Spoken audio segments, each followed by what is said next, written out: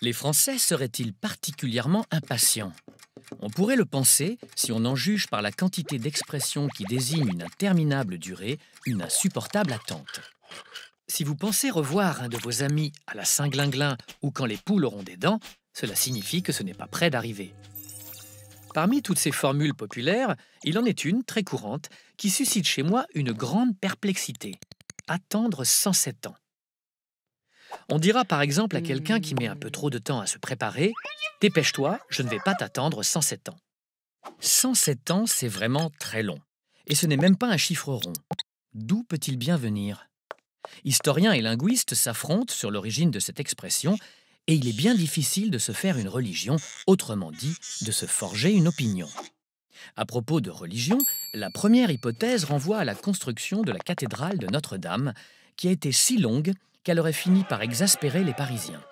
La première pierre fut posée en 1163 en présence du roi Louis VII et du pape Alexandre III. On commence par bâtir le chœur, puis le maître-autel, les travées de la nef, la façade et les deux tours. Cela nous conduit jusqu'en 1250. Mais de nouveaux aménagements sont nécessaires, notamment pour achever les célèbres rosaces, et on considère généralement que la construction prend fin en 1345. Or, de 1163 à 1345, cela fait 182 ans, bien plus que les 107 ans de l'expression. Le compte n'y est pas. L'autre explication nous emmène sur un terrain plus belliqueux. Attendre 107 ans pourrait en effet être une référence à la guerre de Cent Ans, cette série de conflits qui opposèrent la France et l'Angleterre à travers deux grandes dynasties, les Valois côté français et les Plantagenets côté britannique.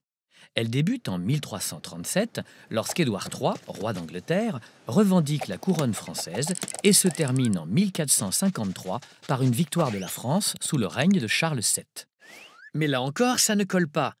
Puisque vous avez sans doute fait le calcul, la guerre de Cent Ans n'a pas duré 100 ans, ni 107 ans, mais 116 ans.